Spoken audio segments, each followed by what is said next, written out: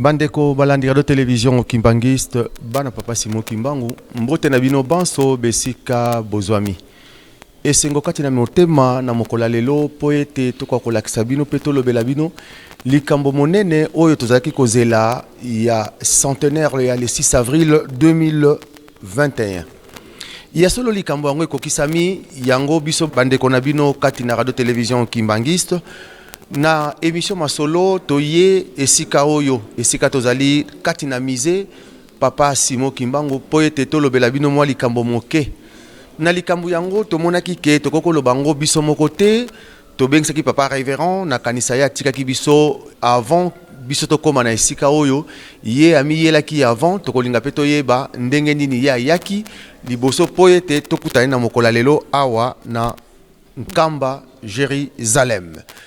Bandeko bana papa Simon Kimbangu tozala kimia po ete tolanda masolo na biso oyo tobongisi na mokola lelo. Papa révérend mbote na yo. Mbote mingi papa journaliste. Oh merci mingi na bandeko banso bazali kolanda biso. Ya solo tozali awa na kati ya musée papa Simon Kimbangu. Awa na Nkamba Nouvelle Jérusalem. Epai na zwami na bandeko na ngai ya radio télévision kimbangiste ya France. Poete tome kolobela musala munene oyo papa Simon Kimbangu kiangani asaleli biso na mobu oyo ya 2021 bofongoli ya musée papa Simon Kimbangu na cadre ya festivité ya centenaire ya lingomba na biso pe bandili ya musala ya papa Simon Kimbangu na 1921. Merci par révérend na kanisa to uti kolanda yo tomoni yo omi yaki déjà avant omi zali laki déjà awa et tomoni na ba fête yo zali vraiment na kati ya centenaire ya fête yango le bel absolument moke kaka moke okomela ki awa ndenge nini pe zalaki ndenge nini po ete voyage na yo okomela awa na mboka Nkamba Yerusalem. Oyebi papa Lambert vina mutu bomo ya mutu ezali dirigé na ye moko nzambe. Donc oyo tokokanisaka ezali makanisi na biso oyo pe nzambe akokanisaka ezali makanisi ya nzambe. Ngai nazalaki na programme te que esalama ya ndenge esalami mais soki esalami bongo ezali volonté na ye moko tata molimo santo papa Simon Kimbangu kiangani. Nazali awa depuis le mois de janvier, après avoir passé 6 ans un peu plus, qu'on en Europe, quand na bino qu'on en France notamment, mais na mubu oyo na volonté na ye ngai ndeko na bino nazongaki awa na Nkamba Nouvelle Jérusalem depuis le mois de janvier et puis depuis ce mois de janvier bon tozali komeka ko sala oyo esengeli biso ko sala selon volonté na nzambe na ba initiative biso personnel c'est vrai tozali kolandela makamwa mike notamment wana musée souci na ngai mingi na ko tala parce que to olanda wana bilili kaka évolution mais tango na koma ikaka wa makolo langa liboso mikola liboso kaka na ko ndeta musée na tala est-ce que vraiment le 6 avril na mois de janvier wana est-ce que le 6 avril makambo no siko sila en tout cas na bo mutu mois d'août ezalaki mais nzambe azali nzambe lokola lobaki ete le 6 avril quoi qu'il arrive il faut kaka efungwana et surtout alobaka na biso ete soki mokolo yango musée efungwani te ngai na kobunga or nzambe ayelaki na se atango po akokisa likambo na ye soki ye abungaki alinga kozwa échec satan alinga sepela donc nzambe asalaki nyonso à mettre Satan au défi quels que soient les obstacles, il faut que le musée est fondamental. Biso na bomuto en tout cas ezalaki moi ba tout côté ba échafaudage, ba singa ils ont pendre partout, plomberie na necessité ndenge na kutaki na mois de janvier kaka il y a à peine 3 mois na ndambo. Vraiment c'était un peu ils allaient kobangisa biso. Mais le 6 avril 2021 au Touléka, il y a à peine une semaine, ils allaient miracle. C'est pour vous dire que le Banzambe le Gagate et Kokani remisali sengomingi pour nabiso banso. Merci papa révérend na kanisa bandeko bazali kolanda biso kati na mokili mobimba bazali kolanda yo na kimene pambate bato nyonso bazelaki date ya le 6 avril. Mais tolingi toyeba pona nini papa Simon Kimbangu kiangani apesi biso likabo ya mise tina na yango ezali nini pe musée elingi koloba nini po ete batu mingi bazoyoka kaka musée me bayebi vraiment tina nango te et likabo yango ezali nini topesi yo maloba. Merci mingi papa Lambert. Vous savez, c'est vrai que batu nyonso bakota que la cité pour baye musée lingi koloba nini. D'abord le musée c'est un mot français. Musée. Et bien natango akala bakoko na biso eloko nyonso bazali kosala pour la civilisation na bango bazalaki ezaki lokola elembo bakoko na biso bayeba kosala boîte bayeba kosala ba marmite ya mabele bayeba kosala ba mbeli biloko nyonso bazali kosala ezaki na pouvoir nango. Alors biloko nyonso wana tango koko mokonzi ya mboka nkumu nakati na libota kufaki biloko nyonso na bako bombango lokola bilembo ya civilisation ya coutume ya bokoko na bango po na tradition successeur akoya akosalela pe biloko na ezaki porteur ya pouvoir. C'est vrai que na tango na bazalaki na ba musée te po ba kamata yango ba bombango quelque part po ba monaka ezaki biloko moko un peu secret mais mondele lokola ibaki en valeur tango ay na Afrique et loko ya liboso mondele ayi laki biloko bakoko na biso basalaki ba œuvre d'art nyonso bindele bakoko na biso basalaki ba mindele ba kamata ba memango na ba musée na bango na Europe. Personnellement nakenda kotala musée à Tervuren na Belgique na Bruxelles biloko na biso etondi kuna ebele nakenda kotala musée ya Quai Branly na Paris biloko na biso etonda ebele. Tu vois, musée des arts premiers biloko na biso etonda ebele kuna na Europe, sans compter na Grande-Bretagne, na Londres et partout ailleurs. Donc ozomona ke mondele abi valeur ya ba utiwana. Tant mondele ayaki, il a découvert que l'homme noir azalaki na pouvoir dans tous les sens possibles, azalaki na pouvoir. Alors non seulement bazwaki biloko ya bakoko na biso mais bazwaki même na batu bazwi batu bayeko tia bango na musée. Donc mutu mobimba bakamati ye bambome mutu bamemi na musée na bango na Londres makambo nezali na Belgique makambo nezali un être humain noir bambome ye bayeko tia na musée po bayeko tala ye. Pourquoi mondele azako sala biloko na biso bato mwindu azako sala ngo na ba mindele te?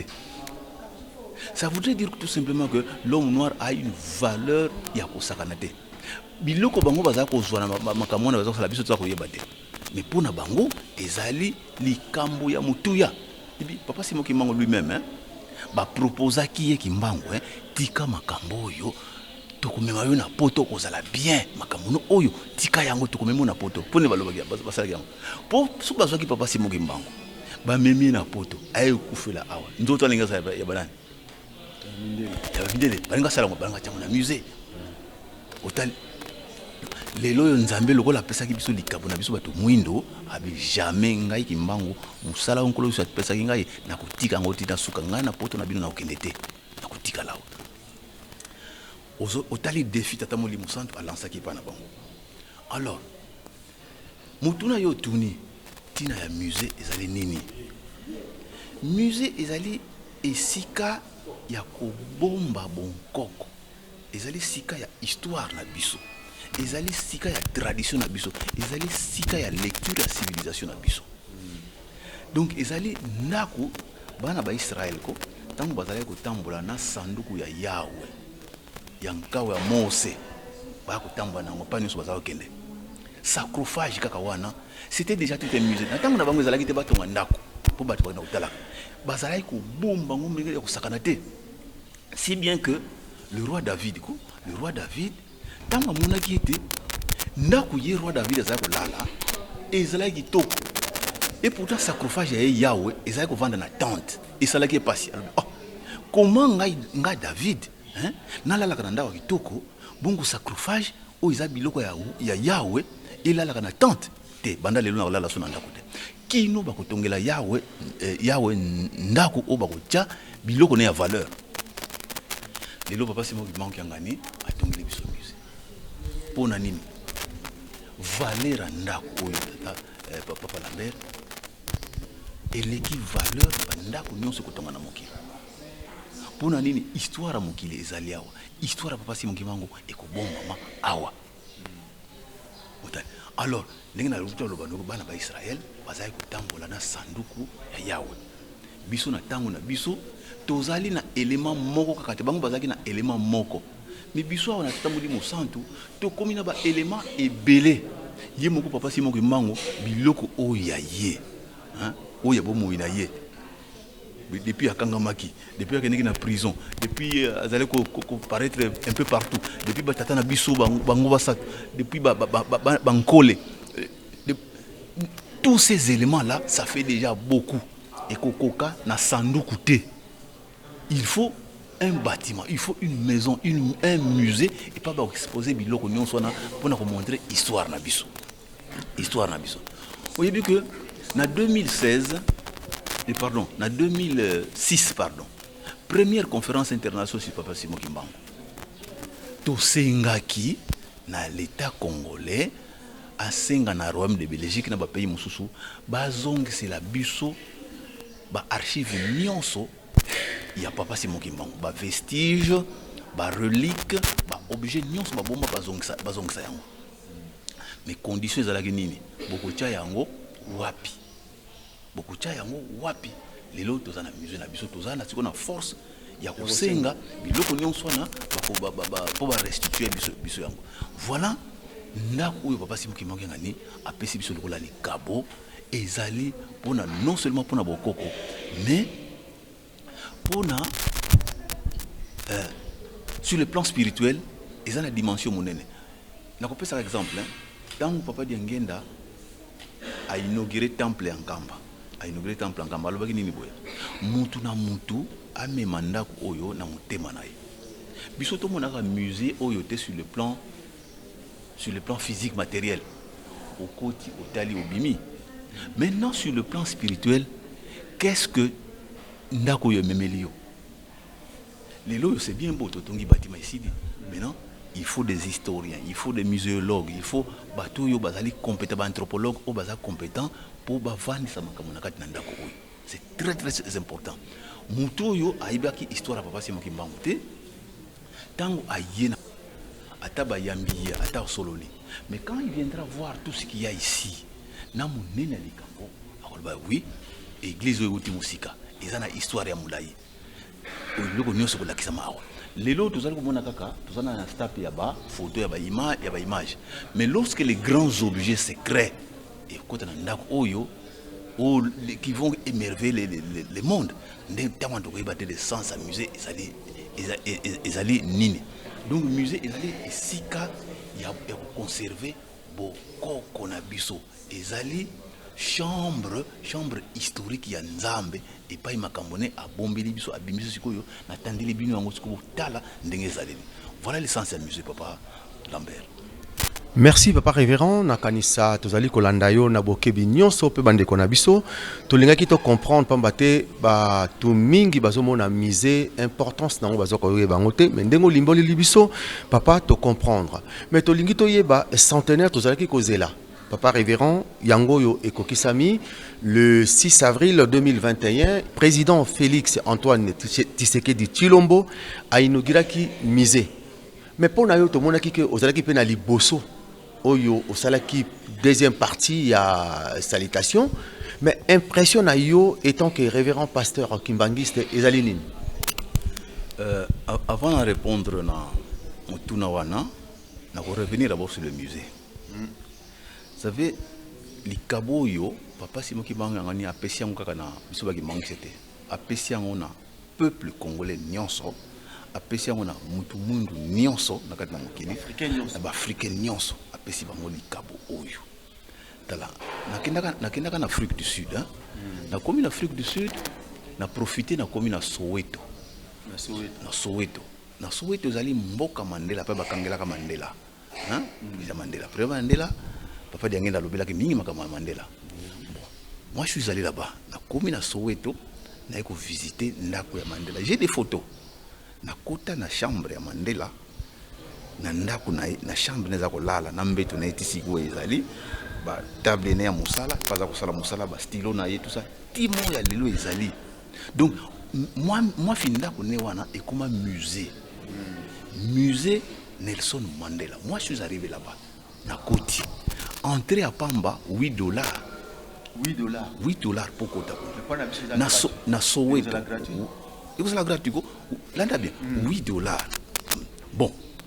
Yé Mandela, c'est un personnage historique, c'est vrai, mais politique africain. Ça lui 27 ans de prison. Ok? Mais ce qui est là comme la Soweto, tourisme, Mbongo Soweto, vous allez vous côté pour na moi maison kaka wana Mandela. Ça petite maison à Tika, va transformer en côté, va bongisa kaka, va tiens au peinture à kitoko, va tiens clôture à lupango à kitoko, pour kota kuna, mwanda kuna ye, mwambetu na ye, moi.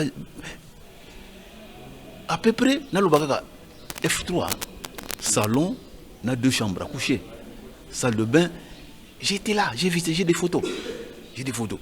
Alors, mais moi, ce qui m'a frappé, sur le plan touristique, Bamindele, Baouta, monde entier, États-Unis d'Amérique, Europe, Asie, plein, tous les jours. Tu as là-bas, autocar, du matin au soir. Donc Soweto wana pas nyon so kaka quartier wana Mandela wana et comment développer suite kaka ya musée Nelson Mandela. Wana pesi kaka lokola un exemple. Alors, deuxième exemple na koko pesa pour toi yeba tina nini ya musée.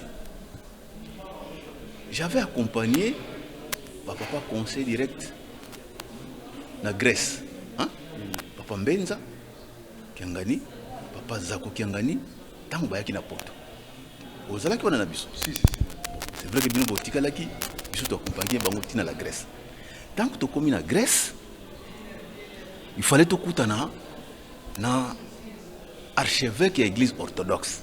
Parce que rendez-vous ezalaki ndengwa. Bon, to sali ba démarche pour to kutana ye, ba papa ba kutana ye, mais ezalaki impossible puisque jour wana ezalaki disponible, ezalaki un peu malade. Bon, à reporter rendez-vous na jour mususu. Sikoyo programme na biso ba papa bazalaki nango moyen to prolonger encore d'un jour les fait zonga mdoki na Paris pour sur le chemin de retour. Bon, finalement, pourquoi tout le monde qui en tout cas moyen kuta na sous na archevêque on ezalaki té église orthodoxe to kende na biso na Corinthe. Corinthe boyo kaka donc épître de Paul aux Corinthiens na ville à Corinthe. To kekuna Papa Lambert, tout comme à Corinthe, sur une montagne. Tout le monde apôtre Paul, ce combien de siècles passés, et pas ya zako sala musala, et pas ya tonga ki lingomba na ba Corinthe. Ba Corinthe, comme wana. Ba mur moko ya munene. Bango banda kwa nzambe tango nezalaki teke, ezalaki teke lokola ba tonga bâtiment bobino na kati. Ezalaki lokola stade, hein? Ezalaki lokola stade en cercle. Babe yango théâtre en rond batu bavandi bana ba gradin et na sima wana le prêtre so la ba misa na ye ezalaki ndenge wana to komi wana lotali okamwa il y a de quoi se demander mais batu wana bazalaki ko tonga ngo ndenge mabanga moko ya minene ba tia likolo ba machine ezalaka te na tango na Paul mais demandez-vous batu wana bazalaki na makasi nini force nini bo batonga eloko ndenge wana pona zolo bango boye image ça te. Mais il faut arriver sur place dans Corinthe, au moment où il y a solo, non, c'est gens là au travail. Mais ce qu'on va grec, c'est nini. Le coup les salama na mboko na bango na Corinthe, c'est une grande histoire de la chrétienté et comment musée, bah touristes plein. Et ezali ko kotsa mbongo ebele na gouvernement grec. Kaka Corinthe wana. Bon, si ko soke na Thessalonique, to komana na Thessalonique, il fallait to komana na île de Patmos. Moi, tu vois que comment on a été, mais tu vois mon Corinthe. Na pris exemple là que tala muzindo na makambo ya to salir au musée.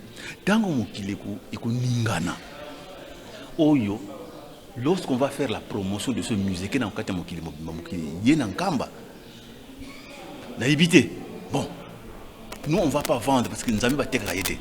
Nous ne sommes pas des commerçants pour vendre les kamanzambe. Mais en tout cas, eko ningisa mokili musée oyo. Wana commentaire na pesa qui pour justement pour compléter ma cambo musée. Pour revenir à ta seconde question, ma cambo ya centenaire le 6 avril. Papa Lambert bino ba journaliste botier ba cassette plusieurs fois ya Papa Diangenda. Il y a centenaire, il y a 1987, il centenaire, il y a Mbotema Papa Simon Kimba. Papa Diangenda, centenaire, il parlait pas de ces centenaires, il parlait des centenaires à l'élo. 2021, centenaire à Lingomba. Oh yeah, centenaire, oh yeah. Après centenaire, makamoni ni koya. Lelo yo, so ki ngana yo tozui chance comme na centenaire yo, faut rendre grâce à Dieu parce que ça biso et pesa mili bato nyon sote. Mingi bazaki ne like ba mona centenaire yo ba moni yango te. Bon, Nzambe apemisi bango ba pe manakimia sa volonté na ye. Mais biso to moni yango sikoyo. Quelle leçon nous devons tirer de ce centenaire? C'est ça maman na likambo. Fêter un centenaire c'est bien beau, mais derrière le centenaire, quelle leçon nous devons en tirer? Moi, je suis très très content d'un fait. Hein.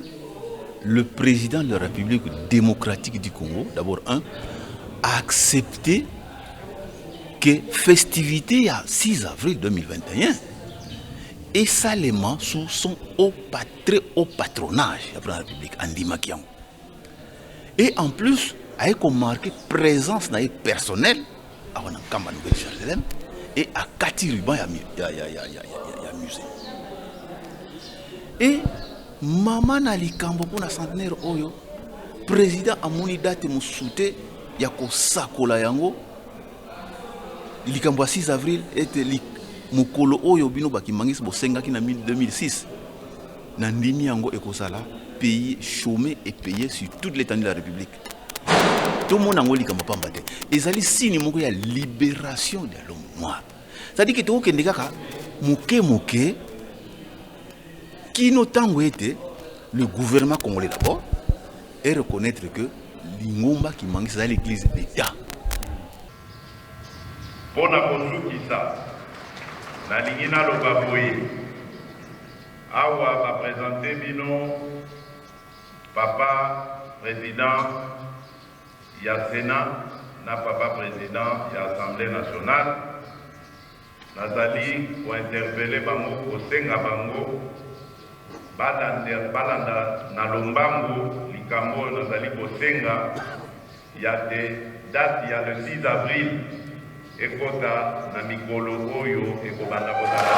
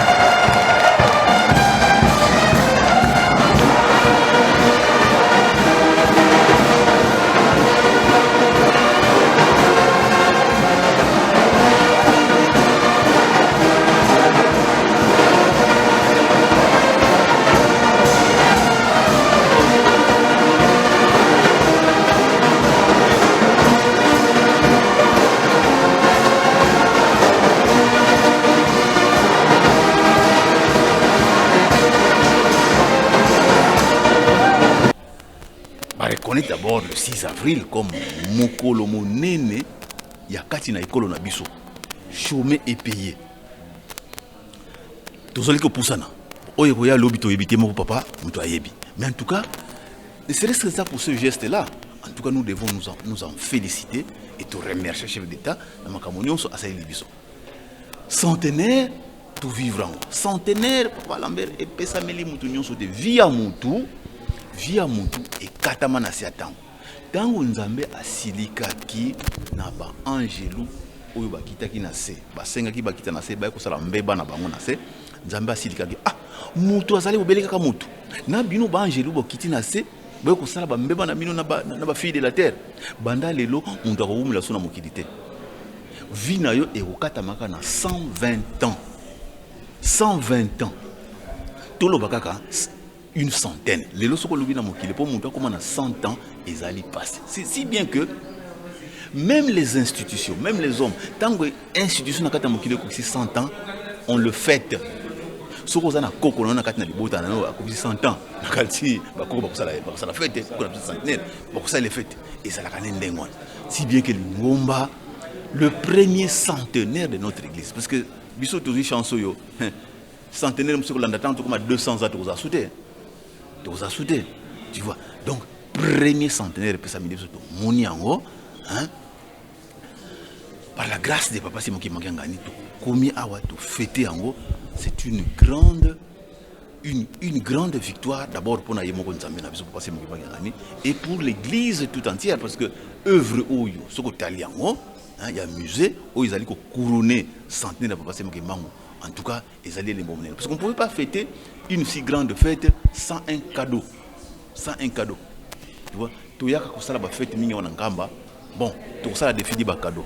Tout me marque. Mais cadeau ya modèle c'est pour la toute première fois.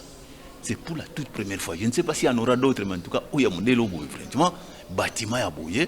Je crois que nos gouvernants, le président de la République en tête, nous va visiter en tout cas, l'église qui a offert quelque chose de grandiose à la République, à l'homme noir, à l'Afrique et au monde entier. Donc voilà. Ce que je peux dire par rapport à centenaire, que nous sommes à Kamatango, na katina mutema na centenaire oyo que la suite c'est quoi? J'ai fêté le centenaire, mais la suite c'est quoi? Mbongwana, il faut aimer na soki mbongwana mona ina ngote. Ils allaient passer. Moi je me rappelle encore tant que tu allais ko wela ko kene na Kulumbimbi. Kaka awa, pambenza lobaki Kulumbimbi d'accord. Toyebi ndenge to kendele mais ba musu ndenge to kozongela toyebi te lelo yo centenaire aussi sangote et la suite c'est quoi que chacun s'examine maintenant que vraiment madame tout ça la faire autant la ndenge papa Simon Kimangi ngana ko tinda correctement na kati ya bolingo mbeko be misala pour to se plaisir nzami comme ça ndako nde uzwi valeur. Merci à solo bana papa Simon Kimbangu kiangani to uti kolanda papa révérend Matondo Bieyi na ndenge nini alimboleli biso pe zalaki posa na bino que to kwa kozwaye po ete ya zalaki jana mboka nkamba bana papa Simon Kimbangu totika distraction oyo ndenge zali koleka na mikolo nyonso oyo ezali nde mabongisami ya moyini alingi a distraire biso bana papa Simon Kimbangu kiangani po ete likabo ya monene oyo papa Simon Kimbangu kiangani apese pa na biso to kwa kozwa yango te pona kolpemisa papa révérend pamba te to sikisa émission to ko kozwa tango mingi te musala ezali obele musala to kosenga na bino bana papa Simon Kimbangu kiangani esika bozali na sima bolanda bana na biso ya Faki Europe natina nini na mundule oyo bango baningisaki na liboso ya musée po ete bino pe boko kolanda yango boyeba ete biso nyonso na kati na Europe mokili mobimba tozalaki awa na le 6 avril 2021 et bana na biso ya Faki Europe tokoyo mona bango esengo nini oyo bazalaki nango nasengi na biso na bandeko na so bazali na sima epai papa Alfonso Landou epai azali nde abalancele biso esengo oyo bana na biso ya Faki Europe bazali nango liboso ya musée nasengi na biso nyonso tolanda yango.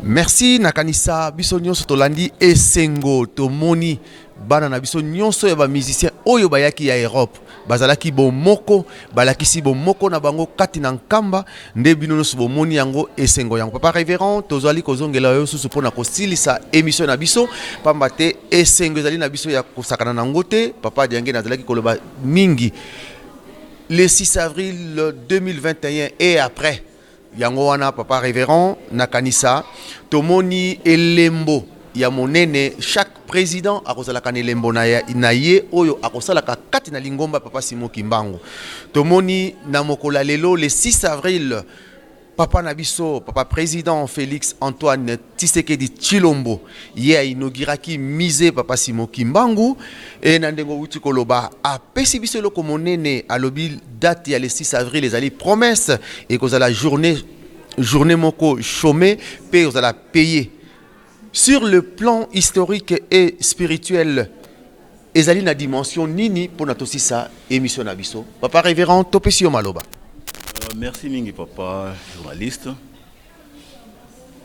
savez, tant que mutu muindo akoyeba bokoko na yete civilisation na yete culture na yete akoyeba histoire spirituelle na yete moyete ozala libéré égalité. Nous allons causer la indépendance spirituelle. Or, indépendance spirituelle, ils ont passé forcément par la reconnaissance. Il y a mutu amemile bino kimiawana sur le plan spirituel. Les loyaux, ba catholique, bazana ba musée na bango, bazana musée na bango. Moi, j'ai essayé de faire des recherches. Loki ba recherche, ce qui musée Jésus-Christ et Zalaka. Na loki partout dans mon musée Jésus-Christ. Musée Jésus-Christ exact. Musée du christianisme par contre les ali moi belé musée du christianisme mais kuna il y a rien, il y a que des livres, tout ce qui est biblique, tout ça enseignement mais reliques, objets ayant appartenu à nkolo iso exact ko lamba izaka nkolo iso eloko izaka nkolo exact. Ça c'est un. De deux, ce qu'il faut noter papa Lambert Nkolo Yisu, c'est une partie de la divinité, deuxième personne de la divinité. Il y a l'attaquant Nzoto avant Papa Simon Kimbangu. Il y a Abotami, accueilli, musée naïe exaté. Musée naïe exaté. Bon, Papa Simon Kimbangu, aïe, musée naïe salami. Nkolo Yisu, bakanga kiye, bakangiye, batena ikulusu akufi. On n'a jamais révisé le procès en Nkoloïs. Nkoloïs procès n'a devant Pilate, bah réviser en jamais. Mais Patamoli Moussantou, aïe, bah kangi yake koufe na boloko.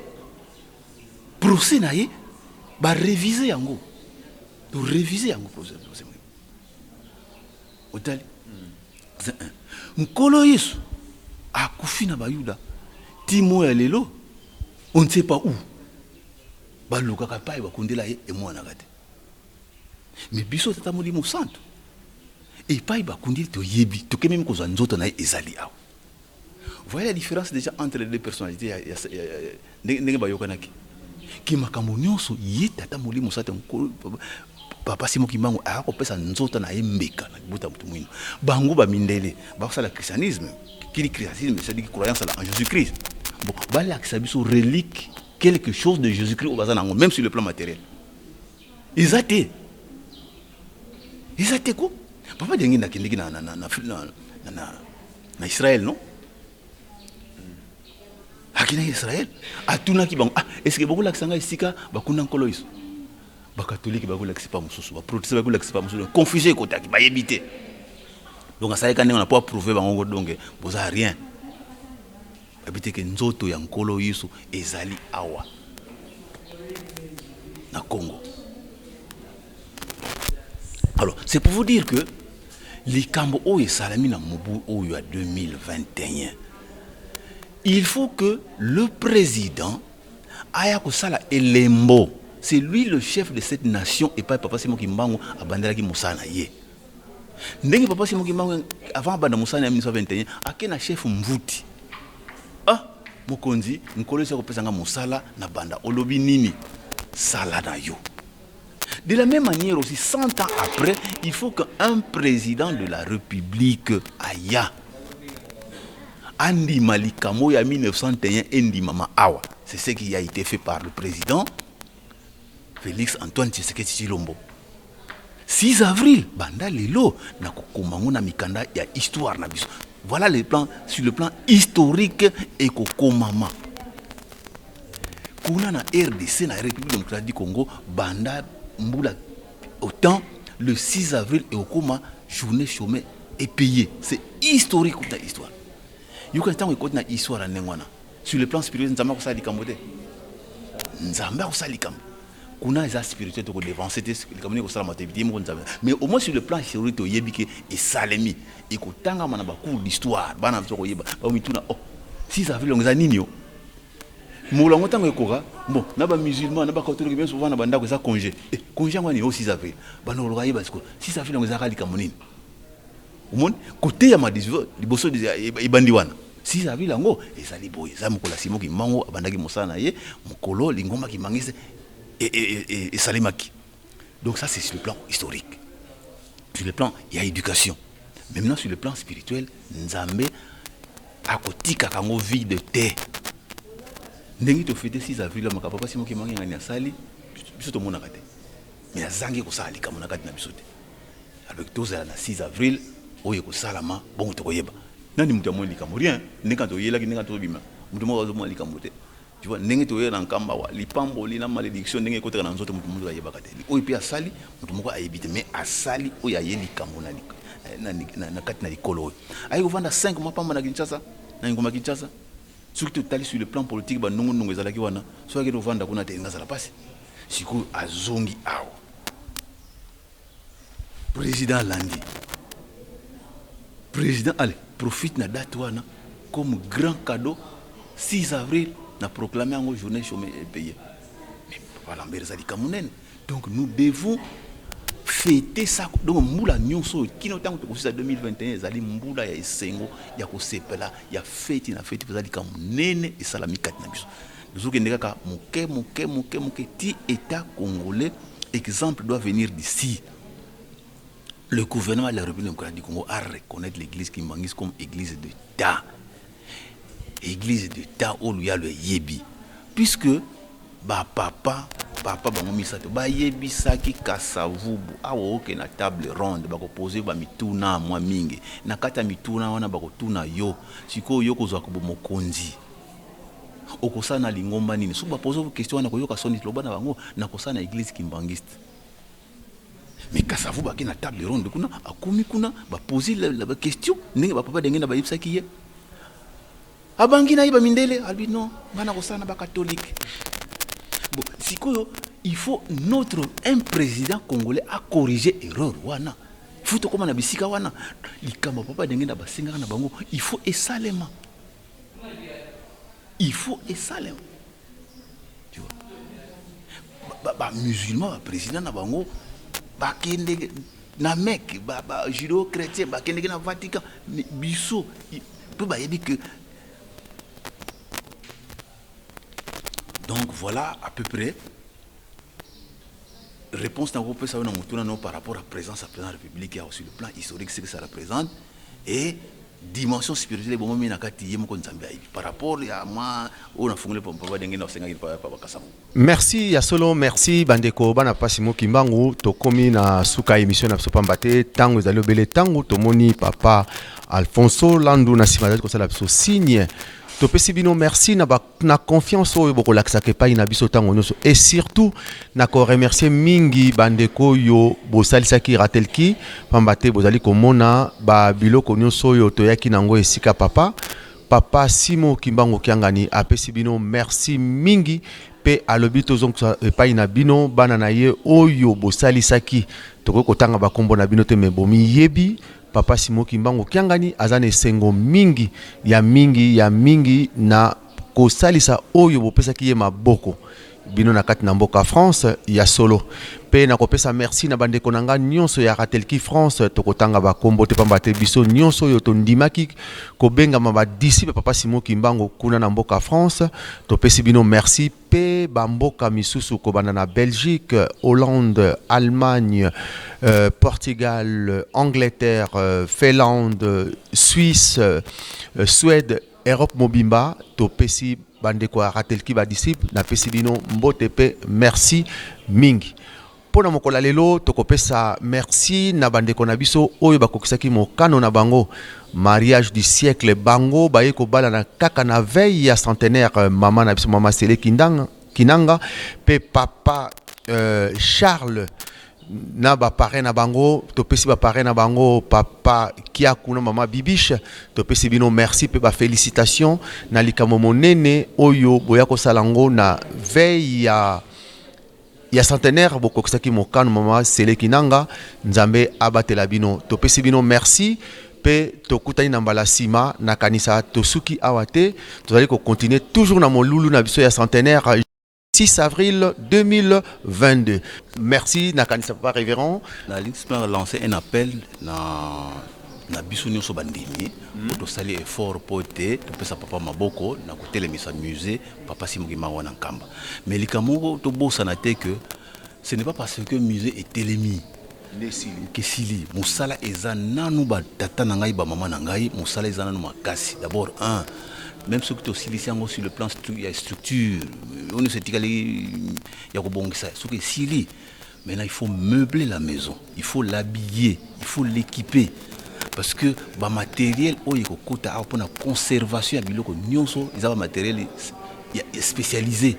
On ne conserve pas des vestiges, des objets, des reliques d'une certaine importance, dans la matière na ba norme na bango donc tozana na musala ebela ko sala donc to lembate na bikateli ba ntinsani makama musée donc opération musée pas nyonso zali malamu to continuer surtout biso na Europe to kota déjà na ba musée to yeba quel type de matériel oyo sengeli ekota na musée oyo to pesa papa maboko papa asali oyo ko sala le reste biso bana siko to pesa mayele oyo sengeli poete likambo evanda na kimia pe ya libela donc bantitsani bikati nso ezali mise to lembate misala ezali ko continuer le continuer voilà likamona nga bangisaka ni kolende yango wana.